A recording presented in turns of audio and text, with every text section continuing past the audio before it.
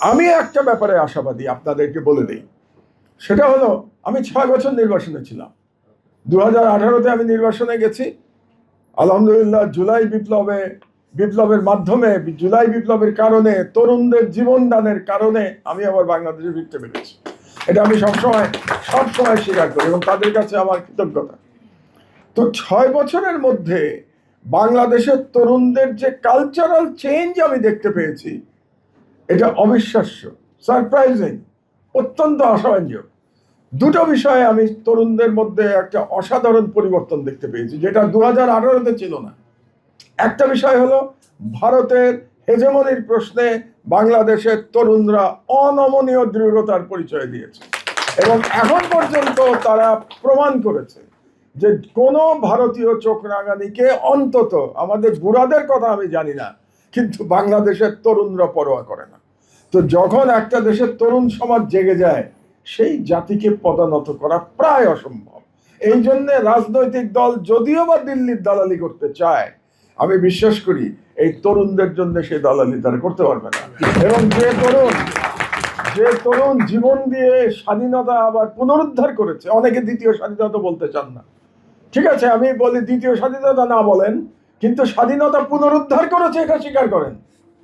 স্বাধীনতা তো চলে গেছিল আপনাদের, তো সেটা পুনরুদ্ধার করেছে জুলাই বিপ্লবের যোদ্ধারা, তারা পুনরুদ্ধার করেছে।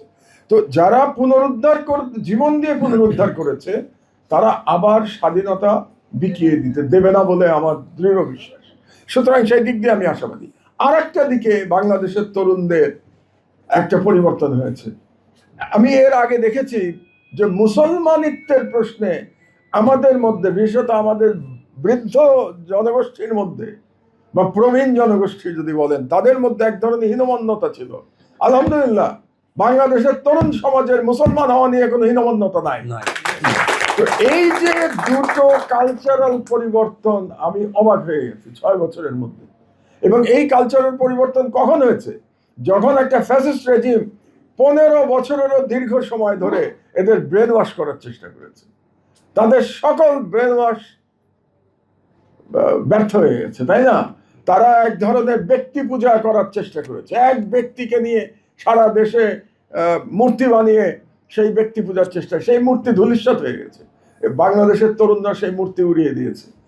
এক সময় ইরাকে জোক ছিল যে বাগদাদের জনসংখ্যা কত, সেই জনসংখ্যার অর্ধেক হচ্ছে সাদ্দামের মূর্তি। তো বাংলাদেশের জনসংখ্যার কত শতাংশ মুজিবের মূর্তি ছিল আমি জানি না।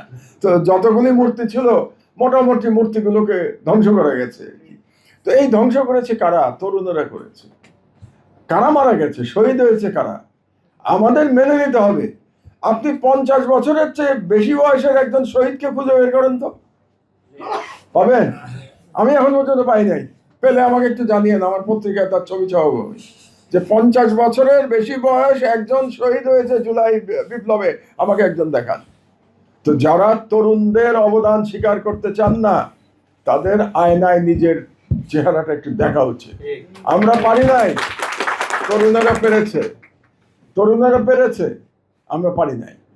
এটা বাস্তবতা, এটা স্বীকার করে নেওয়া আছে। তরুণদের অনেক ভুলভ্রান্তি হচ্ছে, কোনো সন্দেহ নাই। তরুণদের অনেক বিচ্যুতিতে আমি খুব দুঃখ পাই, আশাহত হই। কিন্তু একটা বিষয়ে আমি নিশ্চিত, তাদের মধ্যে কিছু নৈতিক ভুলভ্রান্তি তাদের হতে পারে, কিন্তু দেশের স্বাধীনতার প্রশ্নে তারা তাদের প্রমাণ দিয়েছে যে তারা দেশপ্রেমিক, তারাই প্রকৃত দেশপ্রেমিক, এটা তারা প্রমাণ দিয়েছে। সুতরাং এই দিক দিয়ে আমি আশাবাদী। আর সবশেষ যে কথাটা আমি বলতে চাই, এটা একটা ভয়ঙ্কর কথা যে একজনে বললেন যে 19টা বিষয় ঐক্যমত হয়েছে, তার মধ্যে 10টা বিষয় বলা হয়েছে নোট অফ ডিসেন্ট। তার মানে সেই 10টা বিষয় আমরা ধরেই নিতে পারি যে দলটি নোট অফ ডিসেন্ট দিয়েছে